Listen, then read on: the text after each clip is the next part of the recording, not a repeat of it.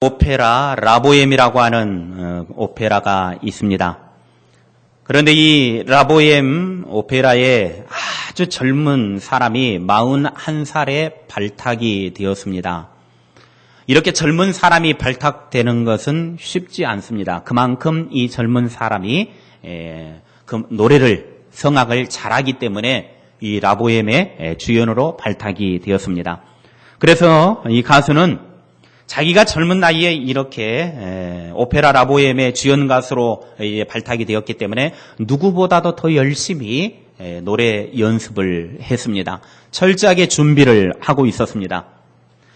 그러던 어느 날 갑작스럽게 쓰러져가지고 병원에 입원을 해가지고 건강검진을 받게 되어지는데 병명은 백혈병이었습니다.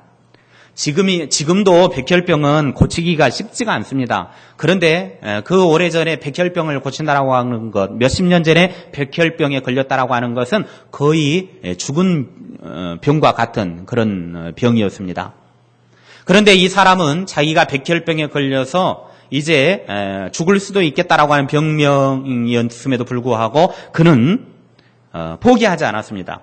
시간이 가면 갈수록 그는 머리카락이 막 빠지는데 한 운 주먹씩 막 이렇게 빠지기 시작하고 손톱이 빠지고 발톱이 빠져나가기 시작했습니다.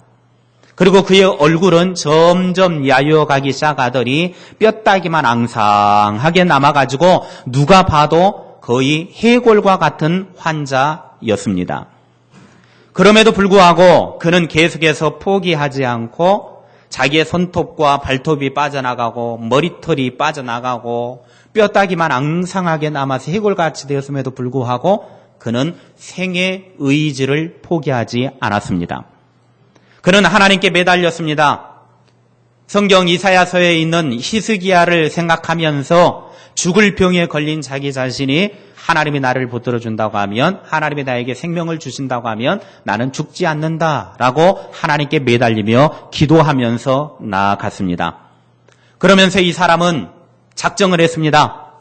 나에게 만약에 생명이 연장된다면 나의 평생의 삶을 주님을 위하여 살겠습니다. 그는 이미 사형 선고나 같은 백혈병을 받았지만 이제 내 삶의 생애가 다시 하나님이 생명을 준다고 하면, 생명을 연장시켜 주신다고 하면 나는 주님을 위하여 나의 삶을 온전히 드리며 살겠습니다. 그렇게 작정하며 이제 하나님 앞에 붙들며 나아갔습니다. 그런데 하나님께서는 고통스러운 시간이 지남에도 불구하고 그의 병을 고쳐주지 않았습니다. 여러 시간이 많이 지났습니다. 그런데 어느 날 갑작스럽게 하나님께서 그의 병을 깨끗하게 치료해 주셨습니다.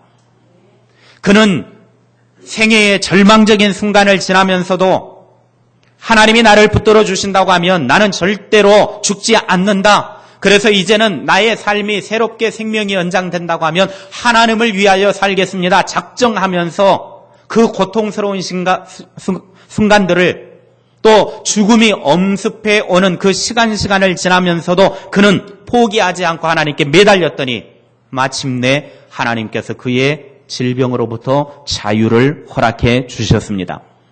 그는 깨끗하게 치료되고 난 후에 그가 병석에서 하나님 앞에 작정했던 것처럼 내가 어떻게 하면 주님을 위하여 살 것인가 라고 고민을 하다가 그의 전 재산을 다 팔아서 백혈병 재단을 만들었습니다.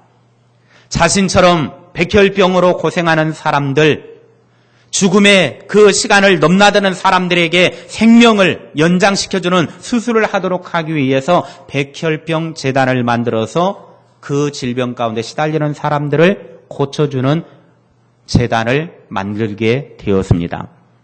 자신과 같은 질병으로 고통을 겪는 사람들에게 하나님의 사랑을 전해주고 단지 병을 치료해 주는 것으로 끝나는 것이 아니라 자신이 하나님을 붙잡고 의지하고 믿음으로 살았더니 이렇게 하나님이 나를 치료해 주셨다라고 하는 것을 그 환우들에게 하나님의 사랑을 가르쳐 주기 위해서 백혈병 재단을 만들고 많은 사람들에게 하나님의 사랑을 전해 주었습니다. 이 사람이 바로 세계 3대 성악의 거장으로 불리는 호세 카레라스라고 하는 사람입니다. 세계에 3대 성악가가 있습니다. 파바로티, 플라시도 도밍고, 그리고 호세 카레라스. 이 세 명은 세계 3대 성악가. 우리가 이렇게 말하면 잘 뭔 말인지 모르지만 온 세상 사람들 중에 가장 성악으로 노래를 잘 부르는 사람 3명이 이 세 사람 중에 한 명인데 그 사람이 바로 호세 카레라스. 그가 질병으로 그렇게 삶을 살았지만 그런 아름다운 노래를 할 수 있었던 것은 그의 마음속에 하나님의 사랑하심과 하나님을 붙잡고 있는 믿음, 이 믿음의 삶으로 살았기 때문에 그런 아름다운 노래를 부를 수 있었다라고 하는 것입니다. 호세 카레라스는 그가 이렇게 말을 했습니다. 그의 모든 질병으로부터 고침받고 난 다음에 그가 사람들에게 고백하기를 이렇게 고백했습니다. 우리 같이 한번 읽겠습니다. 시작. 지금부터의 나의 삶은 나의 것이 아닙니다. 새롭게 주어진 이 생명은 하나님의 은혜입니다. 성경은 아니지만 아멘입니다. 지금부터 나의 삶은 나의 것이 아닙니다. 그렇죠? 이미 백혈병으로 죽었습니다. 그러나 이제 새롭게 주어진 이 나의 생명은 하나님의 은혜로 주어졌기 때문에 어떻게 하면 하나님의 그 은혜를 보답하며 살 것인가? 그는 그런 고민을 하고 자신의 남은 생애를 살게 된 것입니다. 호세 카레라스는 기도의 힘으로 자신의 삶을 바꾸었던 사람이었습니다. 지금 우리들에게 절실히 요구되는 것이 있다고 하면 그것은 기도입니다. 최근 우리 교회적인 상황과 우리 성도들의 삶의 형편을 돌아보았을 때 지금 우리들에게 요구되는 것이 기도입니다. 기도해야 합니다. 교회적으로 혼잡한 것들이 있고 또 개인적으로 삶을 보면 요즘 병원에 입원하시는 분들이 많이 계십니다. 물론 이런 분들이 한두 분이겠습니까? 병으로 시름시름 하는 사람이 뭐 어제 오늘이 일이겠습니까? 그런데 요즘 부쩍 들어 병원에 입원하시는 분들이 많이 계시는 이런 상황들을 볼 때에 하나님이 우리들에게 보내는 신호입니다. 기도해라. 기도하라고 우리들에게 신호를 보내주고 있습니다. 이스라엘 역사를 통해서 하나님이 신호를 자꾸 보낼 때 그 신호에 무감각하면 그들은 심판당하는 걸 보게 되어집니다. 우리가 하나님께서 우리들에게 메시지를 전해줄 때 무언가 신호를 보낼 때 그때 기도하지 않으면 우리는 큰일 납니다. 그래서 기도해야 됩니다. 교회적으로나 가정적으로나 개인적으로 또 이 국가적으로 우리는 지금 기도해야 됩니다. 기도는 내가 속으로 해야 되겠다 마음 먹는다고 기도가 아닙니다. 기도의 자리에 나오는 것이 기도입니다. 그러므로 우리가 어렵고 힘들고 피곤하고 또 무더운 날씨에 잠도 잘 못 자서 힘들기도 하지만 저도 요즘 계속 잠을 잘 못 자면 한 2시간 자면 일어나고 2시간 자면 일어나고 날씨도 덥고 여러 가지로 고민도 많고 그러다 보니까 피곤해서 제대로 잠도 못 자고 힘듭니다. 그러나 기도의 자리에 나와야 합니다. 우리가 피곤하고 힘들지만 기도의 자리에서 하나님 앞에 엎드려서 절실하게 기도를 통해 하나님을 붙잡으면 하나님께서는 우리들에게 또 다른 탈출구와 또 다른 은혜를 허락해 주실 줄로 믿습니다. 바울 사도는 에베소서 6장 10절 이하에 보게 되어지면 마귀를 대적하는 영적인 싸움을 말하면서 마귀를 대적하기 위하여 승리하기 위해서는 자신을 철저하게 전신갑주로 무장해야 된다라고 강조하고 있습니다.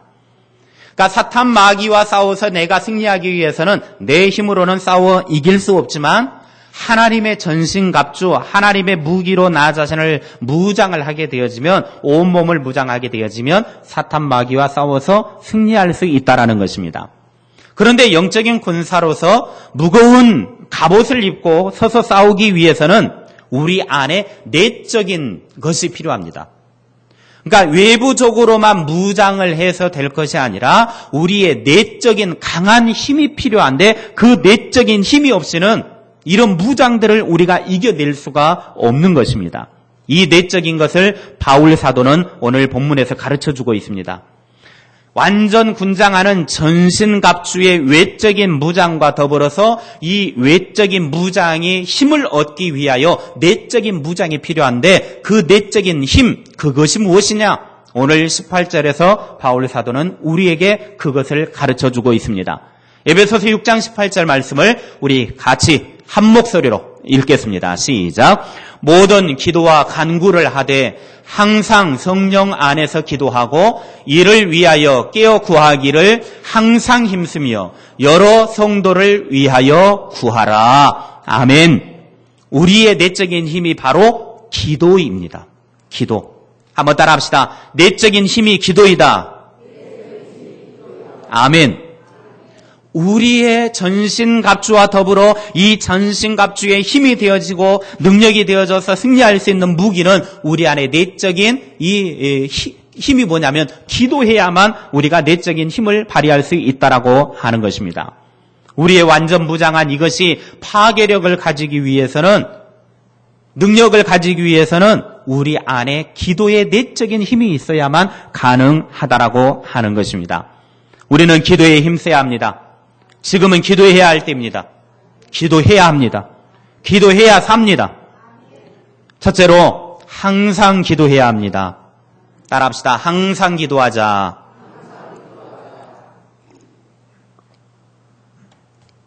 오늘 에베소서 6장 18절 말씀을 현대어 성경에서는 이렇게 표현을 하고 있습니다. 우리 개역개정 성경에서는 조금 번역이 부드럽게 표현되어져 있지 않지만 현대어 성경에서는 이렇게 번역이 되어 있습니다. 같이 읽습니다. 시작. 여러분은 또한 항상 기도하십시오. 아멘. 똑같은 성경이지만 번역이지만 현대어 번역 성경에서는 조금 더 이해하기 쉽게 우리들에게 원어에 가까우면서도 이해하기 쉽게 번역을 했는데 항상 기도하십시오라고 그렇게 번역을 했습니다. 우리의 삶이 믿음의 사람이 항상 기도하지 않으면 하나님의 보호하심을 확신하지 못합니다. 믿음의 사람들은 주의 군사된 우리는 언제나 하나님의 임재하심과 하나님의 돌보심에 대한 의식이 상실되지 않기 위해서는 항상 기도해야 됩니다. 그래서 항상 기도하는 사람들은 하나님이 나를 보호해 주신다.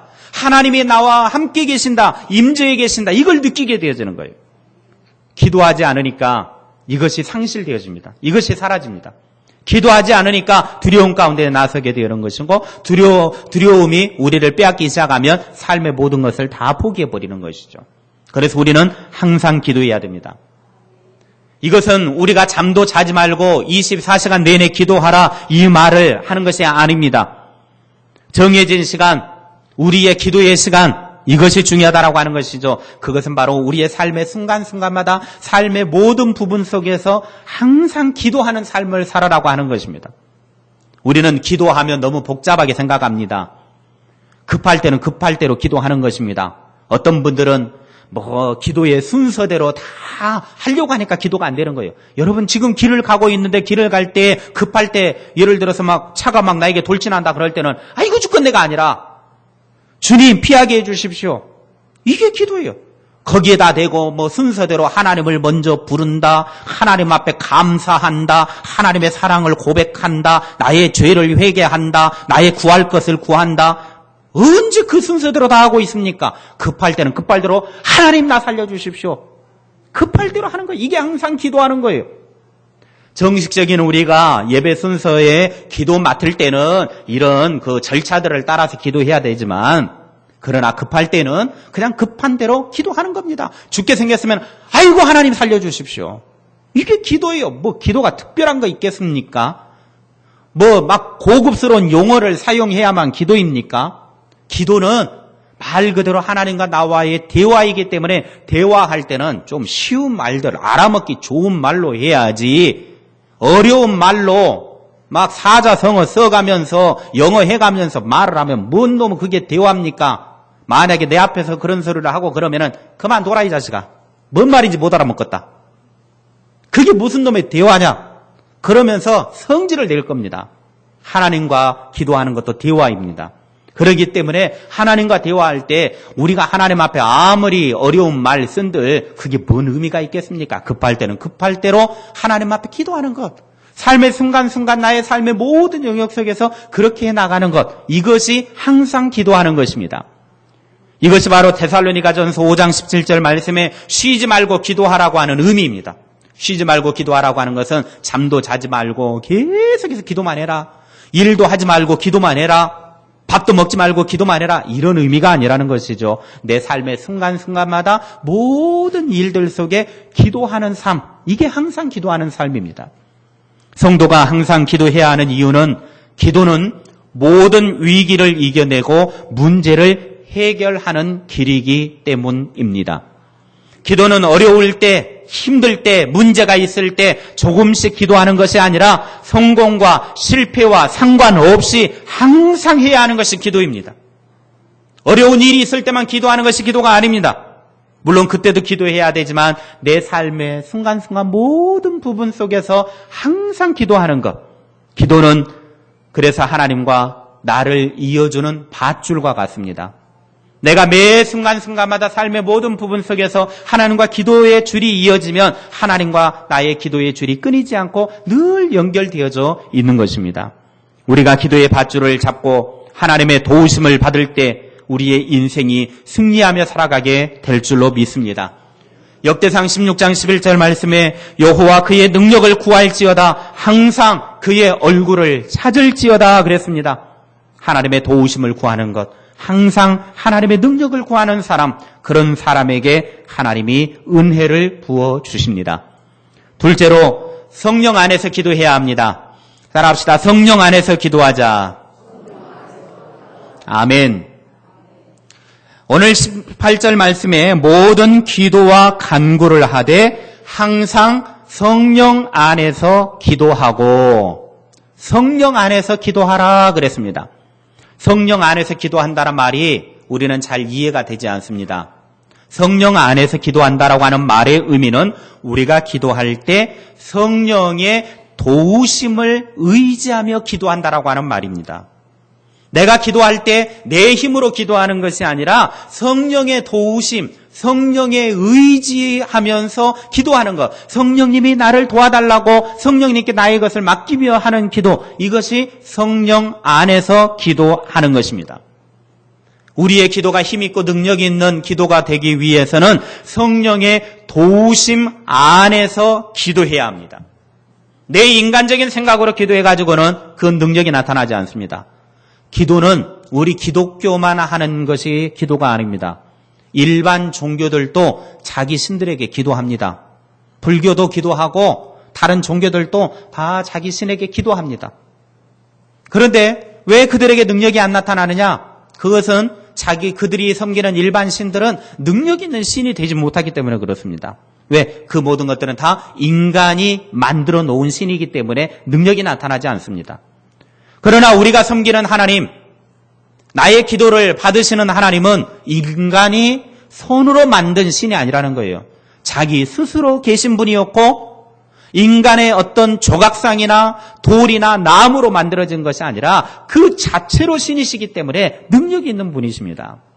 그래서 성령이신 하나님께 우리가 그 안에서 하나님의 도움을 구하게 되어지면 우리에게 능력으로 하나님은 역사해 주시는 것입니다.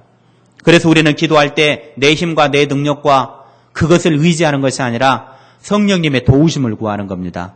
하나님의 도움을 구하는 것입니다. 그런 성령 안에서 기도를 할 때에 하나님께서 우리에게 역사하시고 일하시고 말씀하시고 삶의 환경을 깨뜨리시고 우리의 삶을 변화시키는 능력이 나타나게 되는 것입니다. 성령님은 살아계시고 항상 참되신 하나님의 영이십니다. 오늘 우리 가운데 거하시는 분이십니다. 그러므로 우리는 성령 안에서 늘 기도해야 합니다. 성령의 도우심을 구하는 기도를 하는 저와 여러분이 될 수 있기를 바랍니다. 로마서 8장 26절 27절 말씀에 성령님의 도우심을 구하라는 기도를 우리에게 분명히 말씀하고 계십니다. 같이 읽겠습니다. 시작. 이와 같이 성령도 우리의 연약함을 도우시나니 우리는 마땅히 기도할 바를 알지 못하나 오직 성령이 말할 수 없는 탄식으로 우리를 위하여 친히 간구하시느니라. 마음을 살피시는 이가 성령의 생각을 아시나니 이는 성령이 하나님의 뜻대로 성도를 위하여 간구하심이니라. 아멘.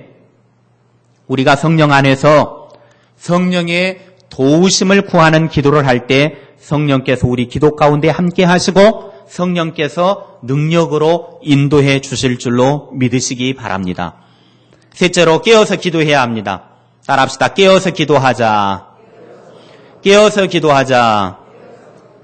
오늘 에베소서 6장 18절 말씀에 보면 모든 기도와 간구를 하되 항상 성령 안에서 기도하고 이를 위하여 깨어 구하기를 항상 힘쓰며. 깨어 구하기를 항상 힘쓰라. 마귀는 절대로 잠자지 않습니다. 사탄 마귀는 잠자는 법이 없습니다. 왜 잠자지 않은 줄 아십니까? 할 수만 있으면 믿는 사람들을 삼키기 위해서 잠을 자지 않습니다. 그런데 우리는 잠을 참 잘 잡니다. 집에서도 자고, 버스를 타서도 자고, 택시를 타서도 자고, 집에서 잘 뿐만 아니라 교회 와가지고도 시원하니 잘 주무시죠. 지금도 이미 이불 까신 분이 계십니다. 여러분, 우리는 너무너무 잘 자요. 사탄 마귀는 잠자는 사람을 삼키려고 잠도 자지 않고 지금 막 돌아다니고 있는데 우리는 너무너무 잠을 잘 자요. 그러니까 사탄 마귀가 아이고 여기도 내 밥 저기도 내 밥 다 내 밥이다. 그냥 다 삼켜버리는 것이죠. 사탄 마귀는 할 수만 있으면 믿는 사람들을 넘어지도록 하기 위하여 잠도 자지 않고 돌아다니고 있는데 자꾸 돌아다니고 있는데 우리는 실컷 자버립니다. 여기에서 잔단 말은 저녁에 잠자지 말라는 말이 아니에요. 영적인 잠을 이야기하는 것이죠.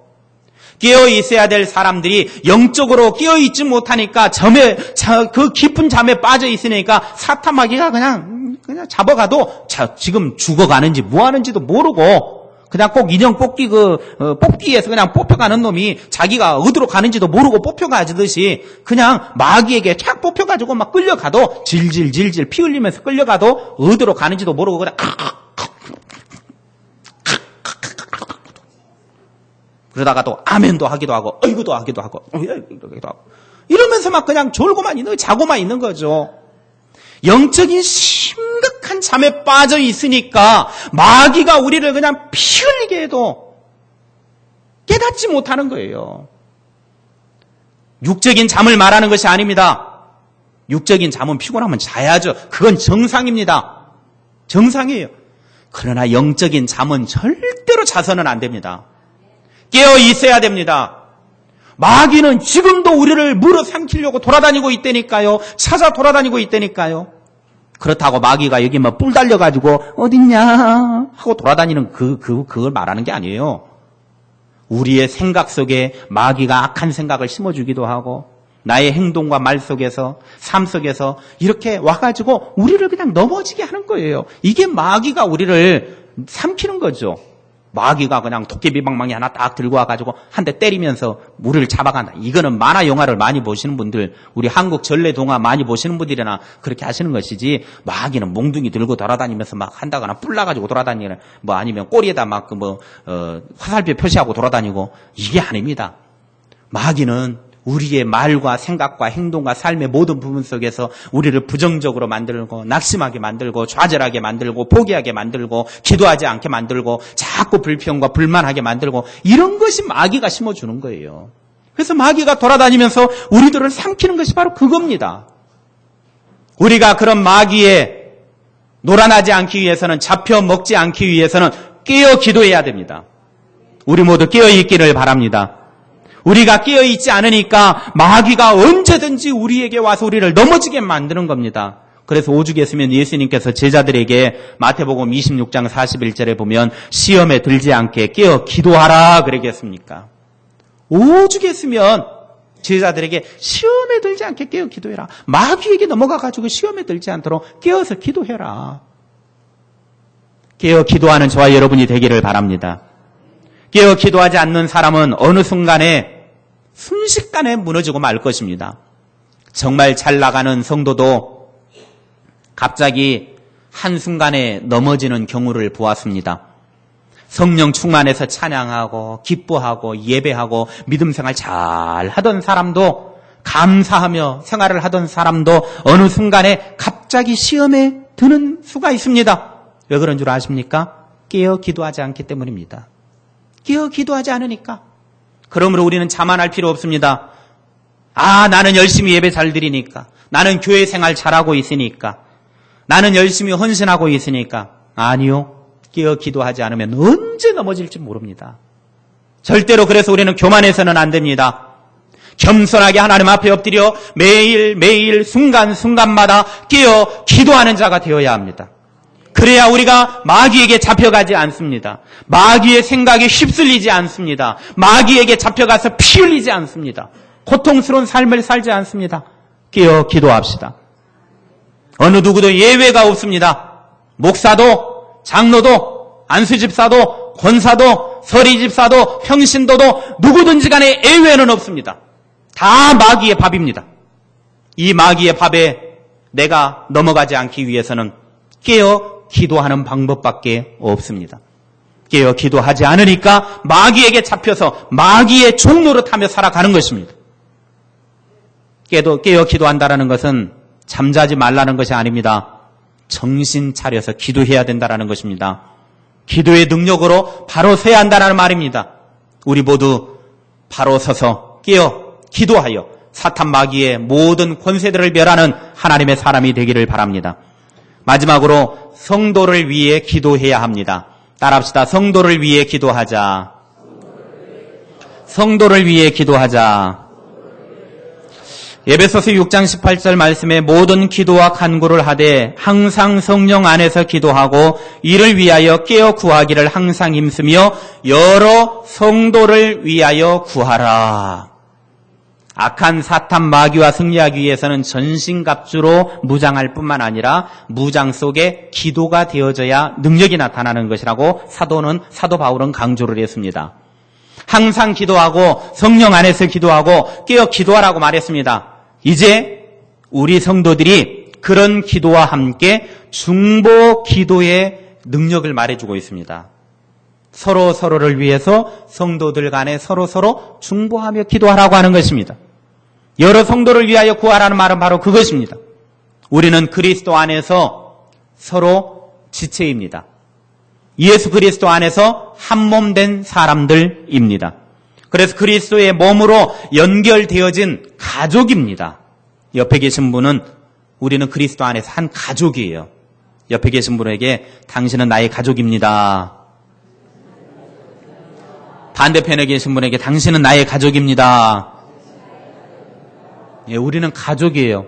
누구 안에서요? 예수 그리스도 안에서. 우리는 가족이에요. 가족이라고 하는 게 뭡니까? 가족은요, 누가 한 사람이 아프면 같이 아파하는 거예요.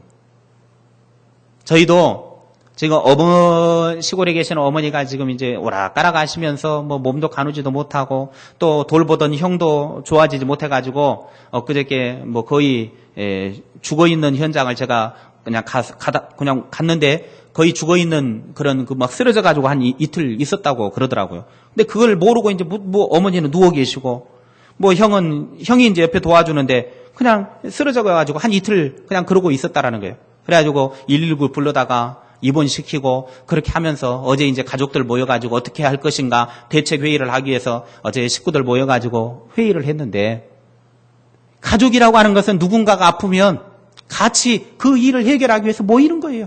돈도 모아야 되고 또 서로가 무엇을 할 것인가를 고민하고 어떻게 할 것인가 대책 회의를 하는 거예요. 그게 가족이에요. 가족이라고 하는 게 그것이지 누군가 아파도 나 몰라라 하고 있고 이 문제가 있어도 나 몰라라 하고 그건 가족도 아닙니다. 남들도 내 집에 어려운 일이 있으면 걱정해주고 그러는데 가족이라고 하는 것은 서로 나의 문제처럼 아파하고 힘들어하고 그것들을 위해서 대책회의도 하고 그렇게 하는 거예요. 이게 가족이에요. 여러분, 가족이라고 하는 것, 우리가 그리스도 안에서 한 가족이 되었다. 그것은 우리는 이제 서로가 삶에 어려운 일이 있고 또 힘든 일이 있고 좋지 못한 일이 있고 또 좋은 일이 있고 이 모든 것들에 대해서 함께 나누어야 될 공동체라고 하는 겁니다. 요즘 우리 교우들 중에 심각한 질병으로 인해서 병원에 입원하시는 분들, 수술하시는 분들 종종 계십니다. 근데 그것이 꼭 우리 교회만의 일은 아닙니다. 더군다나 우리 교회는 이제 연로하신 분들이 많이 계시고 또 그러고 있기 때문에 그런 일들도 많이 나타나기도 하고 요즘은 다 병 가지고 삽니다. 우리 몸 안에는 암덩어리들이 기본적으로 5개, 6개는 다 있다고 그러죠. 다 가지고 있는데 이제 건강하니까 그것이 드러나지 않을 뿐이지 내가 조금 힘들어지고 연약해지면 그것이 이제 암으로 드러나는 것입니다. 그러니까 여러분 뭐 암 걸렸다고 해서 아이고 나 죽었구나 그럴 생각할 필요 없어요. 우리는 다 암덩어리 들고 사는 사람들이에요. 우리 안에 이미 다 건강해 보여도 그 안에는 암덩어리들이 다 있어요. 단지 내가 조금 건강하니까 드러나지 않을 뿐이라는 거예요. 이건 제가 한 말이 아니고 의사가 한 말입니다. 우리 안에는 다 몸에 암덩어리들이 있어요. 그런데 여러분들이 드러나가지고 뭐 수술을 해야 된다든지 입원을 해야 된다든지 약물을 먹어야 된다든지 이런 일들이 발생했을 때는 아 내가 많이 안 좋아졌구나라고 하면 되는 것입니다. 이미 있었던 것인데 이제 나타났다. 내가 더 몸이 좋아지지 않아서 이제 나타났을 뿐이다. 그렇게 생각하면 되는 거예요.